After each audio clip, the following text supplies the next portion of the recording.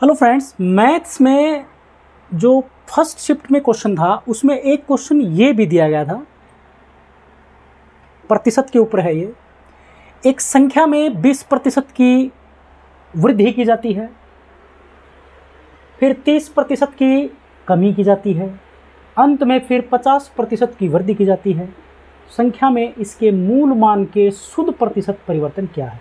मूल मान से पूछ रखा है। क्या करना है आपको इसके लिए? इस तरह के प्रश्न में भी x नहीं मानना चाहिए। 100 मानोगे बहुत इजी हो जाएगा और पलक झपकते ही आप निकाल दोगे। कैसे? देखो, आप उसको 100 मानिए संख्या को। पहले एक संख्या को आप क्या मान लेते हो? 100 का 20% की वृद्धि का मतलब है 120%। 120% को मैं 120/100 कर देता हूँ, फिर गुणा का निशान, फिर 30% की कमी की जाती है। हमारी संख्या ये हो गई। अब इसमें क्या करता है वो? 30% की कमी। 30% की कमी का मतलब है भाई 70%। 100 में से 30 घटा दो, यानी कि 70%। और उसने क्या लिखाएंगे यहाँ पे? 70/100। फिर क्या कर दे है वो? फिर कर दे है भाई अंत में 50% की वृद्धि कर दे है। 50% की वृद्धि कर दे है। अब हमारी संख्या ये टोटल यहाँ तक हो गई 50। अब इस टोटल में 50% की वृद्धि करेगा तो 150% हो जाएगा। 50% की वृद्धि का मतलब 150%। तो 150% नापी के लिखाएंगे ये अपनी संख्या यह बन जाएगी। इसके ऊपर दो सवाल बन जाते हैं कि फिलहाल संख्या क्या हो गई, और एक ये इसमें पूछ रखा है संख्या में इसके मूल मान के। देखो बिगड़ता कहाँ सिस्टम है, यहाँ पर हमने इस तरह के प्रश्न तो किए हैं कि क्या बदलाव हो गया उस संख्या में। लास्ट रिजल्ट पूछ लेते थे, ज़्यादातर इस तरह के प्रश्न आते थे। बट इसमें क्या किया? संख्या के इसके मूल मान का शुद्ध प्रतिशत बताना था। तो क्या करना पड़ेगा? कैलकुलेट करिए। 100 से 100, ये 0 और ये 0 दोनों इससे कट जाती हैं, और ये 0 से ये 0 कट जाती है। 5 दूनी 10 और 5 दिए 15, इस 2 से ये कट जाता है, 2 छिक्के 12। अब देखो नीचे तो कुछ बचा नहीं। 6 7 42 दिए 126 हो जाते हैं भाई, 126। अगर आपसे ये पूछा जाता कि फिलहाल वो संख्या कितनी हो गई, तो सीधा ये आंसर था 126 हो गई। बट उस क्वेश्चन में उसने क्या पूछा? संख्या में इसके मूल मान का शुद्ध प्रतिशत। अब मूल मान क्या था? हमने पहले संख्या क्या मानी थी? 100। 100 से बढ़ करके वो संख्या कितनी हो जाती है? 126। तो कितना मूल मान से कितना परिवर्तन आया उसमें? 26 का। तो 26%। प्रतिशतों में अंतर है ना। 100 का 26%। 100 का कोई संख्या 100 से 126 हो गई, कितने प्रतिशत बढ़ी? 26%। मुझबानी है। तो इसका ऑप्शन क्या होगा? 26% इसका आंसर आएगा। नेक्स्ट क्वेश्चन लेते हैं।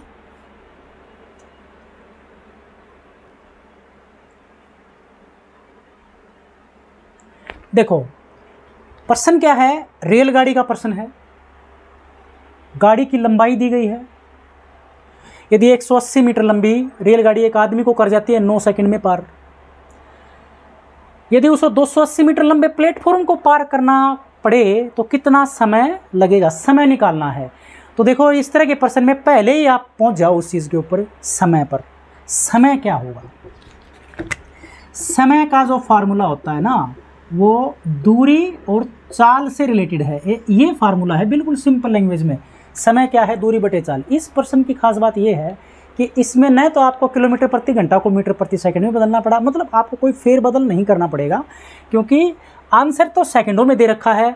27 सेकंड, 23 सेकंड, 18 सेकंड, 21 सेकंड, और दूरी या लंबाई मीटर्स में दी गई है, और समय भी सेकंड में। तो कोई इसमें बदलाव करने की आवश्यकता नहीं है। समझ गए होंगे? आपके पास यदि दूरी का पता हो आपको और चाल का पता हो तो आप सीधा इस समय निकाल दोगे। चाल कैसे निकले? पहले हम निकालेंगे गाड़ी की चाल, तभी हम यहां पर पुट कर पाएंगे इसमें। चाल का फार्मूला होता है दूरी बटे समय। चाल का फार्मूला क्या होता है?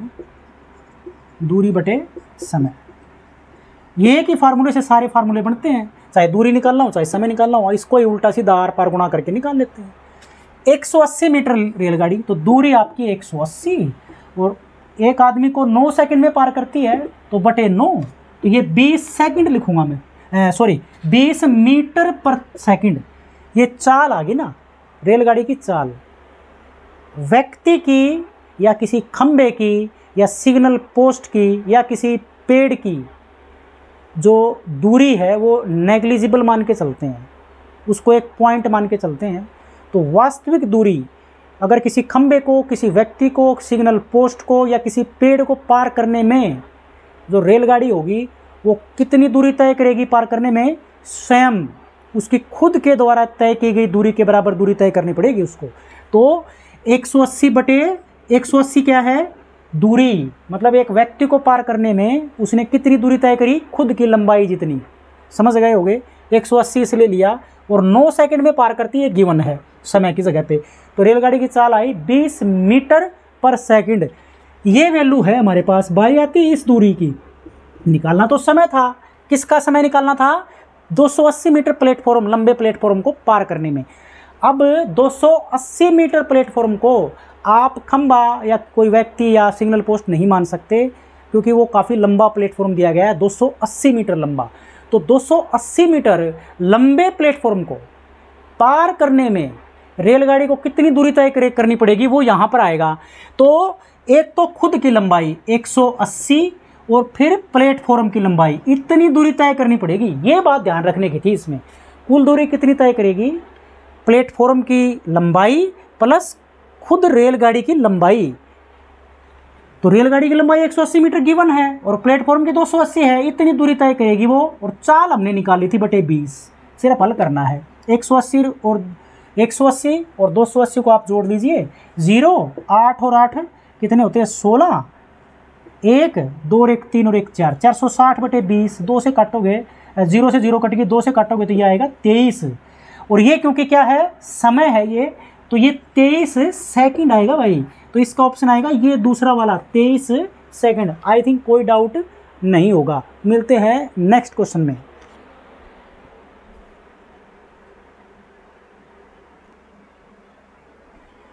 नेक्स्ट क्वेश्चन हमारा है, एक अर्धगोले और शंकु के आयतन बराबर हैं। आयतन बराबर है उनके, अर्धगोले का और शंकु का। सिर्फ फार्मूला आना चाहिए आपको। ये 3D जो आकृतियां होती है ना हमारी, उसका क्वेश्चन है।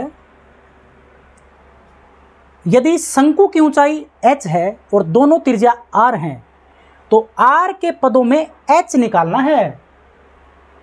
r के पदों का मतलब है कि h का मान r की फॉर्म में आएगा, h निकालना है। सिंपल सी भाषा में आयतन बराबर है, यानी कि अर्ध गोले का आयतन बराबर किसके है, शंकु के आयतन के बराबर। तो अर्धगोले का आयतन किसके बराबर होता है, गोले का आयतन होता है 4/3 पाई r का घन।